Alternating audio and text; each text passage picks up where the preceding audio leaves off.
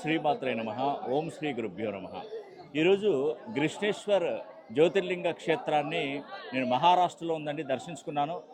ప్రప్రథమంగా నేను దర్శించుకున్నటువంటి క్షేత్రాలు ఏంటంటే ఫస్ట్ ద్వారకా మహానగరాన్ని దర్శించుకున్నాను.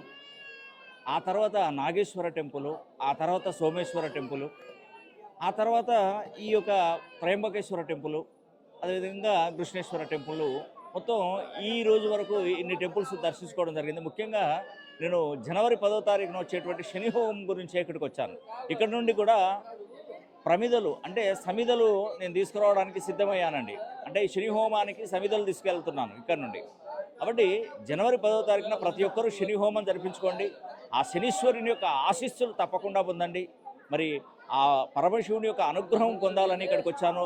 మరి జనవరి 10వ తారీఖున జరిగేటువంటి శని హోమానికి ప్రతి ఒక్కరూ మరి 12 రాశులలో జన్మించినటువంటి వారు ఏలినాటి శని, అర్ధాష్టమ శని, అష్టమ శని నడుస్తున్నటువంటి వారందరికీ కూడా మరి 12 రాశులలో ఉన్నటువంటి వారికి కూడా ప్రత్యేకించి ఈరోజు నేను ఇక్కడికి రావడానికి కారణం కూడా అదే.